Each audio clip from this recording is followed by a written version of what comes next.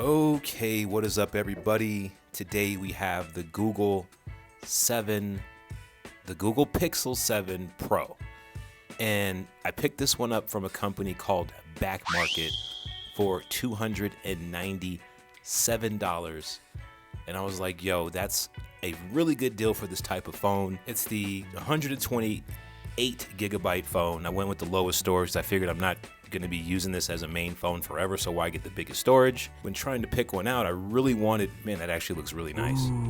When I was picking them out, I really wanted the white one, but this hazel or gray colorway was the cheapest one to get. So I was like, let's just go with it. And it said it was locked down to T-Mobile. That's my provider.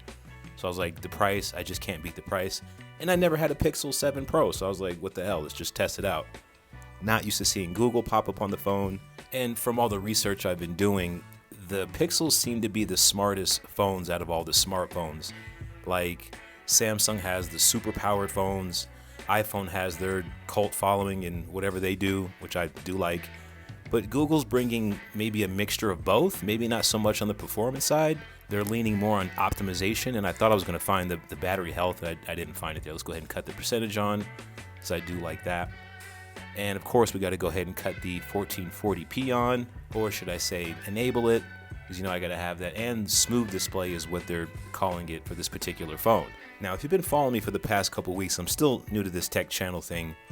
You see that I had some issues with an older phone and the ultra wide camera, so I'm testing every lens or focal length that this phone has to offer just to get that out of the way, because having a Pixel with a bad camera, that's just not going to work for me. And I didn't thoroughly go through all the camera settings. I just made sure the basics work just in case I have to send it back. And right away I noticed that this is not Samsung. Like, this is not how Samsung does it. I don't use any other Androids but the Samsung, so getting something that's not like that kind of threw me off.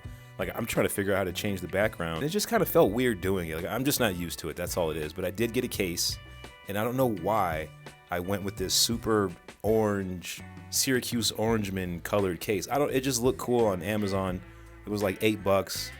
It's not MagSafe, but it'll work. It'll work for now. And as of lately, I've been using bigger phones, so this is like a size down for me. This is 6.7. The Ultra is 6.8, and what I'm using right now, the S20 Ultra, is 6.9, and I really do love that display. And to be honest, I do like this look. Tell me in the comments if you guys like the orange case. Be honest. They did send through this nice USB-C cable, and it looks and feels like it's never been used. So let's go ahead and sign into Google real quick, because you really can't do nothing on a Pixel unless you sign into the Google services, like pretty much any other Android. But Google really depends on that. The Google services is basically like their Apple ID. And look at this. This is the last time I had a Google phone, the good old G1, the HTC Dream. So it needed updates, and I was like, okay, but I noticed how it says 0 of 9. Did you guys catch that? It said 0 of 9 updates. It like wasn't doing anything. So I let it download, and it's like, why are my games still grayed out? This was like 10 minutes and the games are still grayed out. Those games load up pretty quickly. So there's some security updates. I went through that, and I'm still trying to figure out what the heck is going on with this phone. Like, do I just not know what I'm doing? There's the good old S20, and this phone's been good. The battery life is not the best in the world, but it shouldn't be, because it's like 3 years old. And if you haven't already, make sure you follow me on TikTok. This video right here just kind of took off. I'm getting a lot of traction on that video, so make sure you follow me on TikTok there. But anyway, as you can see, I got a little excited, and I decided to put my SIM card in the Pixel. I mean, no harm done, right? It is my phone. Don't just pull the SD SIM slot out of the phone like that. It wants to be powered off. I learned that later. It can corrupt the data. But again, I mean, new phone, right? Might as well just try it out. I was going to try it for a couple weeks, but I got SIM 1 not allowed. And I'm like, what the heck is that? So I did some quick research, and that means I either A, entered the SIM card incorrectly, or it just doesn't like my SIM. So eventually the games did download, and I was like, let's see if the backbone works. And the backbone actually works. I know the Pixels have a big camera bump. Look at that. It works, even with the case. I'd probably play it. I'd keep the case on it. But Asphalt looks good. I didn't really get to test out the gaming too much, but I had to test a couple games. Asphalt's usually the one that works the best with the backbone. Well, the backbone works great with everything, but I had to test it with something. And so far, gaming, it was good. I know they have this Tensor chip, and it's not like the Snapdragon or the A17 Bionic. But I really didn't notice anything different from those phones. Like it gamed like all the mother phones are gaming. So I'm not really worried about the chipsets and benchmark scores and all that. You notice I don't really do that on this channel. I don't really geek out that hard because none of that stuff actually matters to me.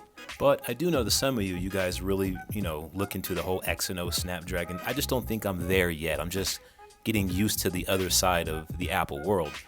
But again, this sucked, guys, because I was like, why is my sim still not working? Like, I did all the updates. I rebooted like 5 times. I even had a really nice talk with a representative at T-Mobile that gave me a lot of useful information.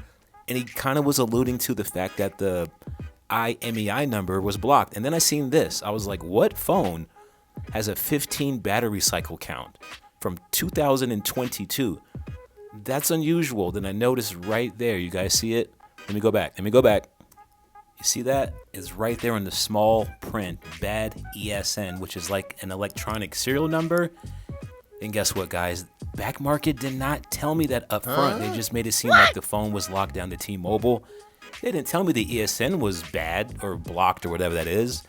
And from what the T-Mobile rep was explaining is that like maybe somebody got the phone, then they didn't want to pay for it, and somehow they had a little window to sell it to Back Market. Back Market purchased it, and then they sold it to some guy named Colo Culture or Colo Tech.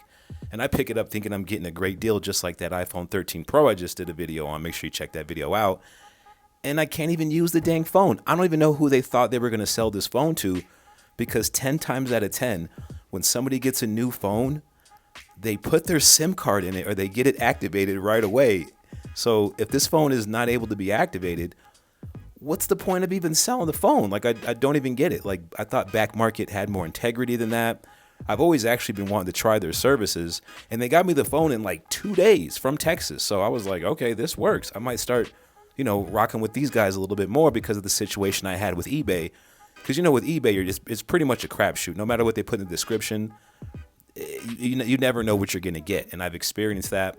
But with this phone, with the more reputable company, I thought they were, because they sell electronics, that they would do better. And they didn't. So there is a return policy.